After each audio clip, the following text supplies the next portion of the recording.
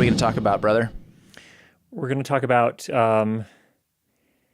getting and staying inspired. Very good subject. I like that subject a lot. You seem to be perpetually inspired. How do you do that? That's a question with a long answer that I feel like I could almost write a book about. But that is my one strength, I think. I am not a technician. I am a work in progress when it comes to operating a camera. But when it comes to ideas, I'm so obnoxious. And for me is just experimenting. Like anytime I see something like in a video or in a TV show or a movie I'm watching, I just instantly just like curiosity takes over. I'm like, how did they do that? I'm going to figure out how to do that. And then I'll usually have my way of kind of figuring out how to do it. I'll do it completely wrong. And then I'll scour like YouTube and Google and try and find someone who's doing it right. And usually find that what took me 15 hours to do, I could do in 5 minutes if I just knew the right way to do it and the right tools. I like being alone with my thoughts because I tend to like amuse myself and start telling myself jokes and then ideas come up. Yeah, it's weird. And I'm probably a special case because I am a core through and through born like creative. And I think you'd attest to that. Yes. And some of my ideas are just stupid bonkers. But I throw out enough wild cards that eventually one of them sticks and that's when the good stuff gets made. Yeah, I think there's also another thing to be said for, and we touched on this topic a little bit, but also limiting yourself or being limited by your circumstances can drive creativity and absolutely keep things fresh. Oh, it's so huge. Yeah, I think back to some of my early work, and some of it's absolutely awful. A good portion of it's absolutely awful.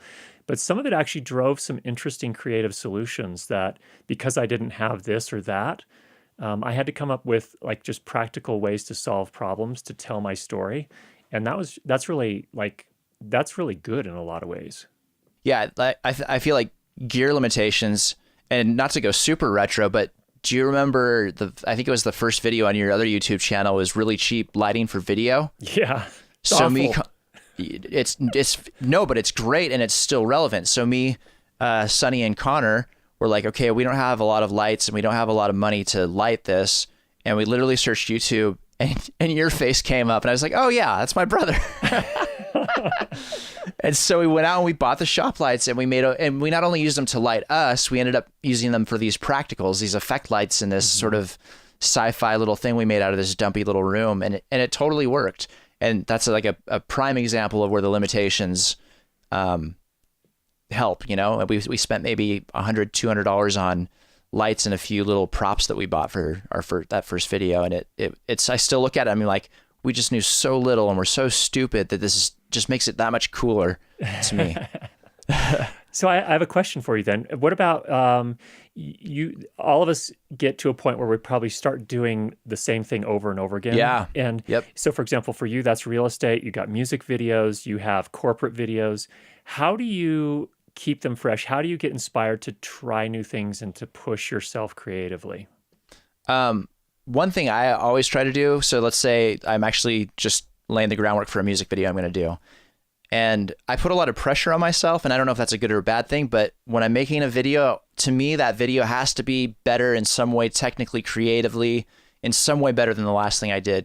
Because if you start seeing your own work and this has the same elements as this one, this is now the Cary Judd style, and I feel very, very anxious and uneasy with that. And that's just like actual mental like anxiety where I'll just be like, let's just reshoot this scene and I'm going to get a can of paint and throw it in your face. Like just anything that can make this different.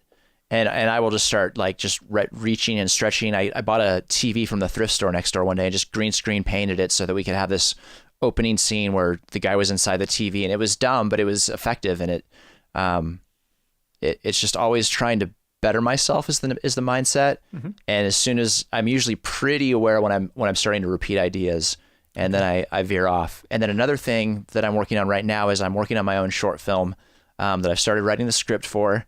I think I can write a script, you know. I feel like it's all related to songwriting and other sort of essays and stuff I've written. It's just kind of converting it for film.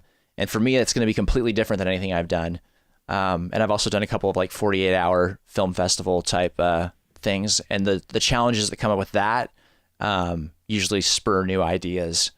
So I think stepping away from what you normally do. So if you do a YouTube channel or tutorials, or if you're doing real estate video or whatever it is you're doing, try and get a project, even if it's like a passion project that's risky, that's beyond you or that you don't understand, and try and make it work. And that, again, that comes back to limitations, like the limitation of not having experience on something like that will hopefully, if you have a creative mind, force you to come up with ideas to make it interesting for both you as the filmmaker and for your audience.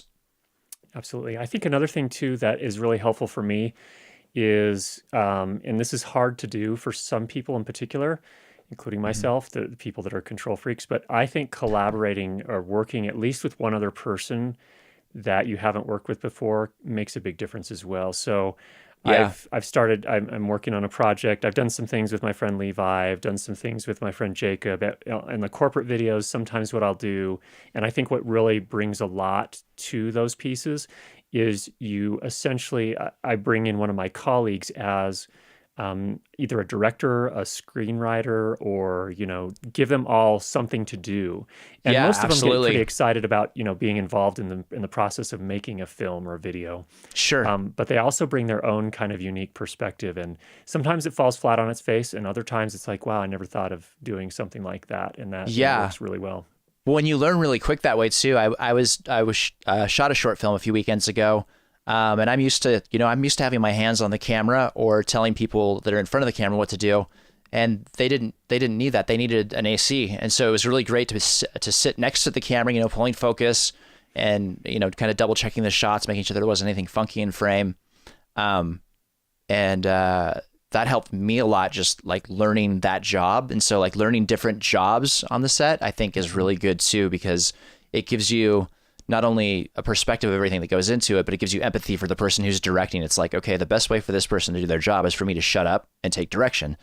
And it goes, you could, rotate all of those jobs around. But I like what you said about bringing friends in, and then you can observe the way that they do it. And I've done a bit of that too on jobs where someone else is directing. Is I've taken mental notes as I go of the things that they do that I wouldn't have thought of, that I can then implement it into my way of doing things. Yeah, like agreed. And just blatantly steal, to be honest. Like, yeah, there's a great little book called Steal Like an Artist, and it applies to all of these things. Right. Is stealing it and then making it your own and putting your own twist on it.